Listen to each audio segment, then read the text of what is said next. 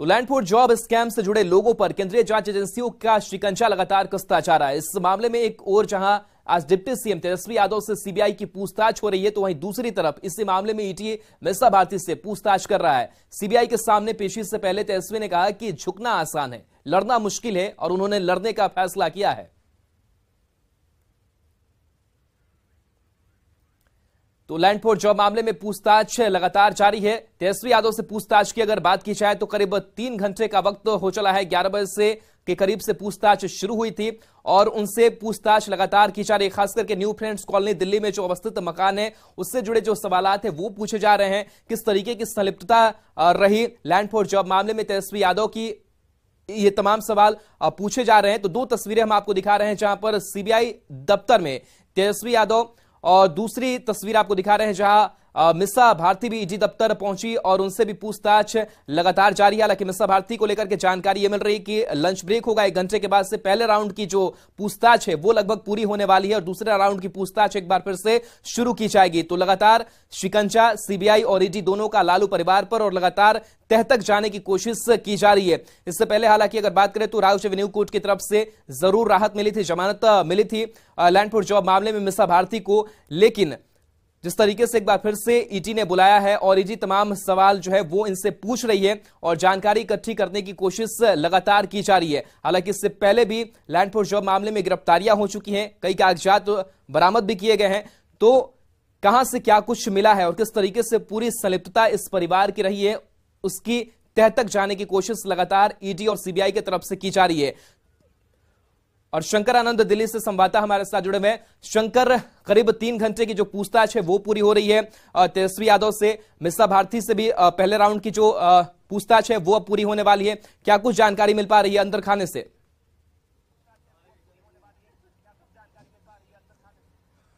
देखिए, तेजस्वी यादव की बात करें जो जिनसे बकायदा सीबीआई मुख्यालय में पूछताछ चल रही थी, तो तेजस्वी यादव भी सीबीआई मुख्यालय से निकल के अपने आवास न्यू फ्रेंड्स कॉलोनी जाने के लिए रवाना हो चुके हैं।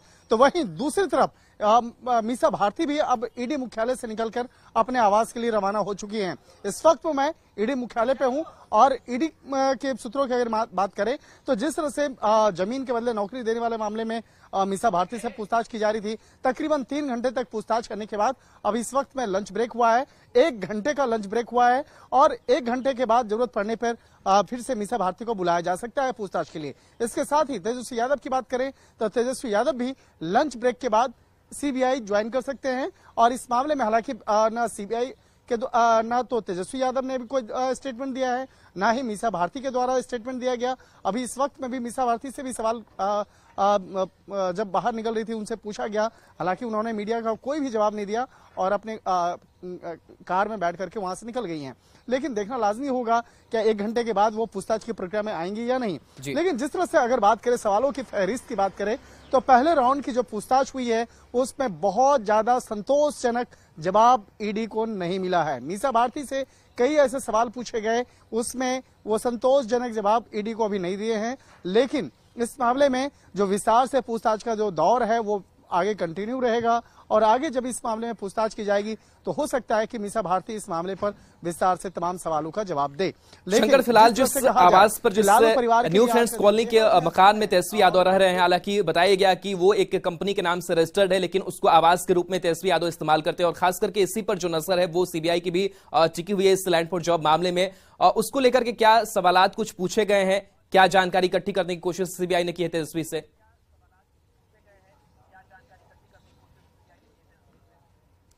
देखिए, जिस तरह से जो न्यू फ्रेंड्स कॉलोनी का आवास है वो उसी आवास में तेजस्वी यादव रहते हैं। तो तेजस्वी यादव और उनकी वाइफ जो है उसी आवास में रहती हैं और मीसा भारती जो है वो पंडारा पार्क स्थित जो सरकारी आवास है जो केंद्र सरकार के द्वारा मिला है बकायदा उस आवास में रहती हैं। और तेजस्वी यादव की बात करें, निश्चित तौर पे आपने एकदम सटीक सवाल किया है कि वो जो जमीन है और वो जो लैंड है वो ही विवादित है, क्योंकि उस जमीन को लेकर वो कई तरह के सवाल उठे और उस मामले को लेकर सीबीआई के द्वारा भी सर्च ऑपरेशन वहां पे किया गया, ईडी के द्वारा भी सर्च ऑपरेशन किया गया। इसके साथ ही आज से कुछ साल पहले इनकम टैक्स के द्वारा भी उसी प्रॉपर्टी में सर्च ऑपरेशन को अंजाम दिया गया था।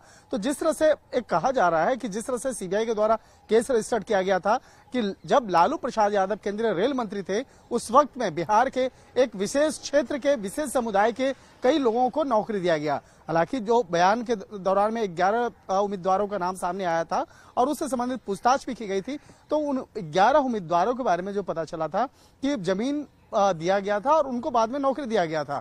तो उस मामले में जब जमीन को दूसरे कंपनियों के हाथों बेचा गया और खरीद बिक्री की गई, औने पौने दाम में खरीद बिक्री गई, और जिस तरह से बकायदा तेजस्वी यादव वाली जो प्रॉपर्टी है उसको भी बेहद औने पौने दाम में खरीदा गया था।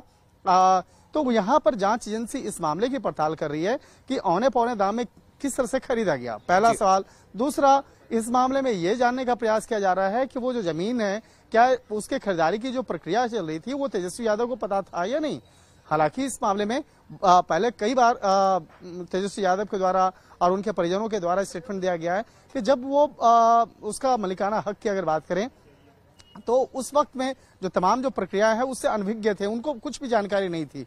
तो उन्हीं तमाम सवालों का जवाब तलाशने के लिए तेजस्वी यादव को पूछताछ के लिए बुलाया गया था। हालांकि दिल्ली हाईकोर्ट से भी अपील की गई थी, एक याचिका दायर किया गया था तेजस्वी यादव के द्वारा। हालांकि उस मामले में साफ तौर पे थोड़ी सी राहत देते हुए कहा गया था कि मार्च तक आपकी कोई गिरफ्तारी नहीं होगी, आप पूछताछ की प्रक्रिया में हिस्सा लें।